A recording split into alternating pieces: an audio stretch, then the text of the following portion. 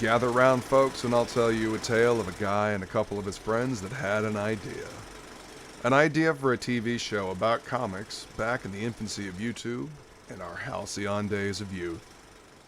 We called it last Wednesday, and we talked about comics, news, and reviews.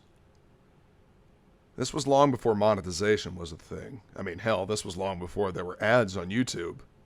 Yeah, YouTube used to be ad-free. We did it all for fun. Well, I did anyway. But that's a story for a different time.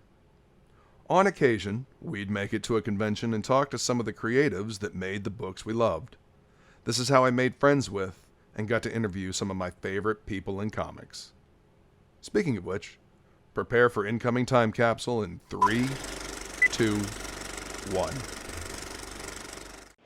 All right, we're back here with continuing coverage of MegaCon 2007 here on last Wednesday. Now, my next guest, you should really know because his artwork has graced everything from Wonder Woman covers to the Buffy musical cover. My next guest is Adam Hughes. How are you doing today, Adam? Great. How are you doing? I love MegaCon. How about yourself? You know what? As long as you're not trying to move around too much, MegaCon's a place to be. Yes, you kind of have it made being right here in the little section, right? Oh my goodness, they just bring us candies and hooahs, so it's all good. Excellent. So they're taking good care of you here. Yes, very much so. Excellent. Now, I heard, pray tell, at one point you were going to do a Batman series. Is that still on, or? Maybe, maybe not. Originally, 3 years ago, the plan was for All-Star Batman and Robin to have rotating teams. 6-issue arcs, and Jeff Johns and I were supposed to do issues 13 through 18 of All-Star Batman and Robin. Yeah, and Jeff and I got as far as we were working on the first issue, and someone at DC said, why do we have Adam doing issues 13 through 16 of Batman and Robin when he should be doing issues 1 through 6 of All-Star Wonder Woman? Well, that's true. You do draw some very beautiful women. But I was looking forward to your Batman run, I have to say. You know, there's always a chance that someday we could take that story and get to use it somewhere. So never throw anything away. Never throw anything away. Now, what was your first published work? Only 3 people in the world will remember it, but it was a pin-up for a black and white independent comic book from 1987 called Eagle, published by Crystal Comics. Of course, back in the mid-'80s, kids, anybody with $2,000 in a dream could publish their own comic book. So there was a ton of work, and there was actually more comics than there were artists. So I got in on a technical.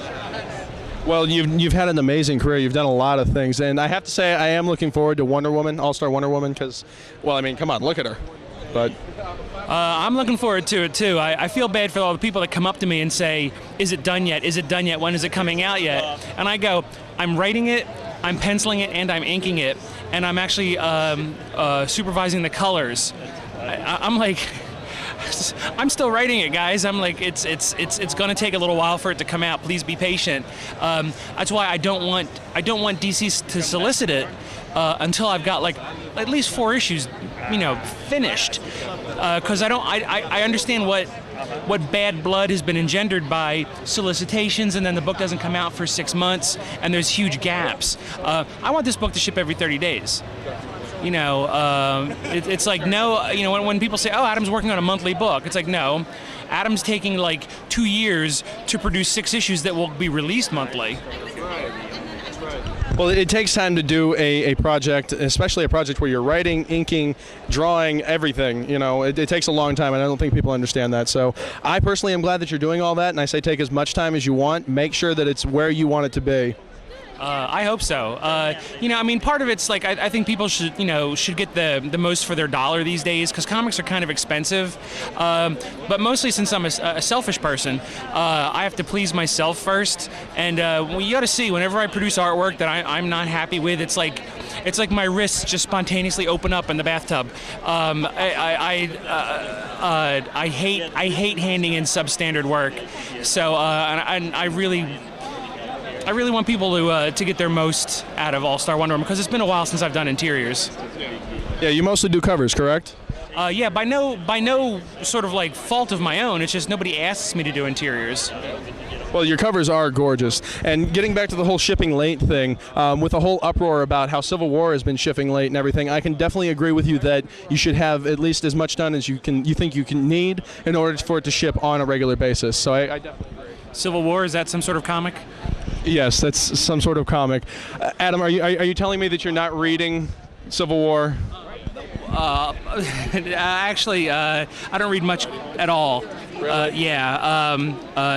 Partly because I read what my girlfriend leaves on top of the toilet. To be honest, it's Cosmo, it's Next Wave, whatever's on top. I just read it, I have a hard time hunting down stuff. Also, primarily because since I'm not fast, that cover that you enjoy that I drew, that cover that takes you 2 minutes to go, wow, that's great. I'm really going to study this. That took me like a week to 10 days of my life, and I probably hated it by the time it was done. And it's like giving birth to a very difficult, wide child. I'm just like, I'm done. I don't want to look at you anymore. So no, I don't read a whole lot. I've discovered, since I don't haunt the comic shops like I used to, I sure do love them trade paperback things they have nowadays. So I'll just sit there and go, oh, is that a good comic book? 6 months. I'll be back with $15. Definitely. Well, you should definitely check out Civil War. It's definitely a good book to read, and I'm sure it'll be collected and trade very soon. The Buffy musical cover, I heard that you were not allowed to do that at first. Is that correct? Well, no. It's not that I wasn't allowed. It's that I was running really late on my Wonder Woman covers, and if my bosses at DC saw that like oh, he's late on his Wonder Woman covers, and why is he doing like fake movie posters for a television show? It's like I really just would have been like shown the door. So it was not that I wasn't allowed to. It's that hey, you're failing algebra. No, you cannot go out for the lacrosse team. Yeah. So. Well, the cover looked great, and I'm sure you watched the Buffy musical, correct? That's some sort of television show, right? Yes, it is. I'm like the only guy in the world that doesn't watch Buffy. I realized, like I got contacted to do that piece, and friends of mine swore by Buffy. They loved it. I had to go ask them, who's this character here? Is he a good guy or a bad guy? Is Xander the villain? So it was bizarre. I mean, my favorite thing by Joss Whedon was Firefly, and but the Buffy thing was just one of those things where, like, if I didn't do it, my friends who are Buffy nuts would have murdered me. Well, I'm glad that they didn't murder you, and I'm glad you did the cover because it turned out really good. Well, go ahead. No, it's actually it's turned out to be like one of the better things career-wise that I've ever done. So. Excellent. Well, thank you so much for your time, Adam. I really appreciate it, and keep up the good work. I'll keep reading it.